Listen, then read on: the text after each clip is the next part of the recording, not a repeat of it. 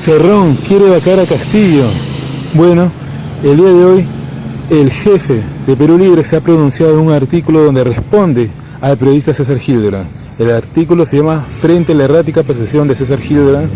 Esta es la columna que escribió César Hildebrand llamado El Plan B, ¿no? Donde dice de que Cerrón tiene trazado un plan para deshacerse de Pedro Castillo antes del 28 de julio y que asuma Dina Boluarte. Cerrón ha escrito un artículo donde aclara esto, ¿no? Y da su versión. Lo voy a leer completo para que ustedes analicen lo que dice Cerrón. Es necesario aclarar las fantasiosas especulaciones realizadas en el editorial de la revista Hildebrand en sus 13, titulado El Plan B, donde hace referencia a nuestras actitudes respecto a las intenciones del partido para con el gobierno de Pedro Castillo. En ninguna reunión partidaria, privada, pública, clandestina o mensaje de texto se manifestó o insinuó por mi persona u otro militante a propósito de deshacerse de Pedro Castillo y reemplazarlo por Dina Boluarte. De manera que ella esté a cargo del discurso del 28 de julio, ¿qué tal conjetura periodística gratuita? Aquí cabe citar perfectamente a Lenin, quien en casos semejantes habría dicho, esto ya no es un error, sino una estupidez. En verdad la renuncia se le pide al presidente porque mientras el partido decía no ser de la bancada oficialista, tenía sin embargo al mandatario como militante, una incoherencia total, que tuvimos que corregir ante la mirada del pueblo para entenderlo de otro modo. El partido decidió regularizar sus documentos tanto orgánicos como históricos. Y es que en realidad Pedro Castillo, como lo ha manifestado en televisión, siempre tuvo una militancia puramente electoral, no una de naturaleza convicta y confesa, razón por la cual frente al pedido de renuncia las bases nos han reprochado señalando por qué se tomó la decisión muy tarde. El partido no tiene ninguna intención de inhabilitar, suspender o vacar a Pedro Castillo.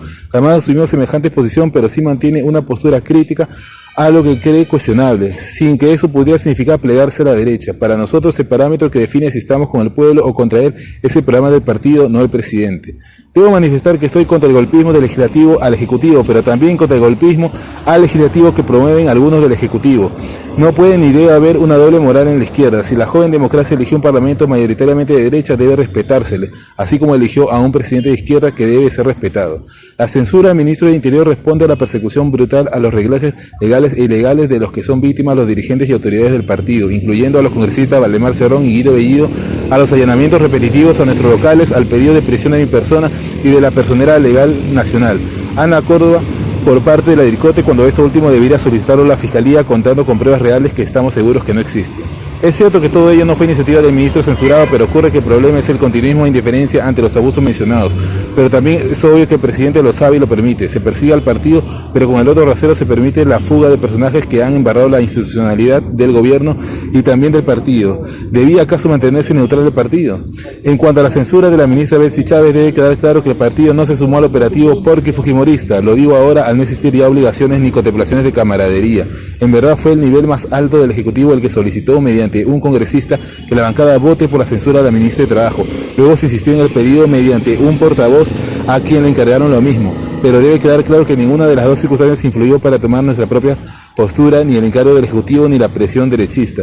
Tanto la censura de Chávez como la de Senmanche, una vez debatidas en el seno partidario, se dieron porque el partido tenía su propio pliego. De otro lado, es cierto que la vicepresidenta Boluarte se ha comunicado conmigo. La llamada suya mediante un intermediario me sorprendió, pero debo manifestar que el partido no concertó absolutamente nada con ella. Es más, no tiene nada que deliberar ni pactar con dicha persona. Desde el momento en que la señora negó su pertenencia al partido, al igual que al presidente, se le dio el plazo necesario para renunciar porque no queremos dañar a nadie, aun cuando haya habido ingratitud con nosotros.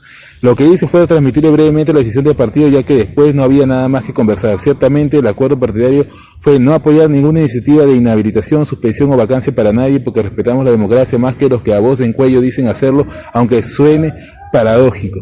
No se condicionó nada a cambio, esa es la moral de Perú Libre, no somos mercantilistas, somos socialistas. Tampoco hay algún plan de extorsión como suele hacer la prensa parametrada, no hay plan B, aunque sí plan B larga. Si el partido no confía en el presidente, menos en la vicepresidenta, obviamente no puede haber maniobra sustitutoria, según se empeña en decir el señor Hildebrand. Nos califica de sectarismo sombrío, pero lo que él no quiere reconocer es su complicidad. En todo caso, no se tiene la valentía de mostrarse de acuerdo con la captura del Estado desde la sombra por parte de los caviares, decorosos oficiales de la Policía Nacional de Perú.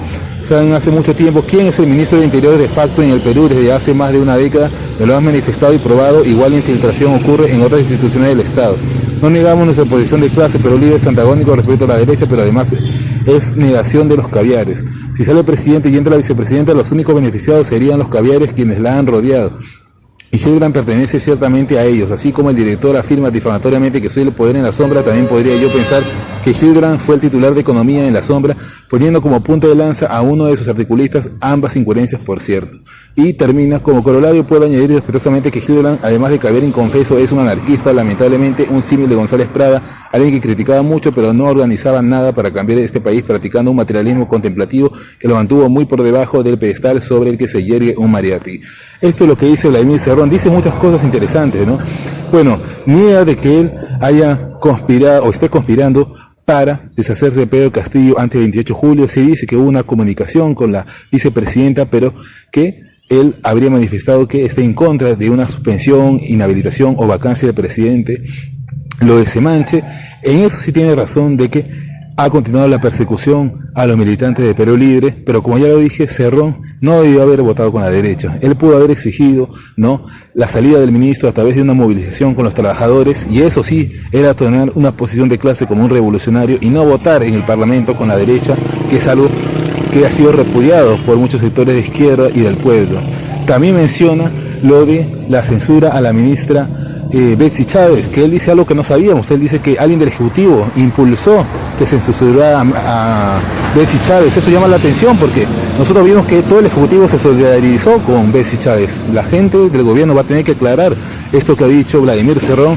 Igual eso no justifica la votación de Cerrón porque, repito nuevamente, votó con la derecha. Nadie es imprescindible, pero él no llamó a reemplazar a Betsy Chávez por otro ministro o ministra, ¿no?, que levante una bandera de izquierda. Así que aún así me parece que la posición de Cerrón no fue consecuente. También menciona el hecho de que si llega Dina Boluarte, ella sería rodeada por los caviares. Bueno, es lo más seguro que los caviares quisieran rodearla, ¿no? Pero hemos visto que los caviares también se han acercado con el presidente y de hecho, ¿no?, estuvieron en el gabinete, y Cerrón, si bien los criticó, al final convivió con ellos.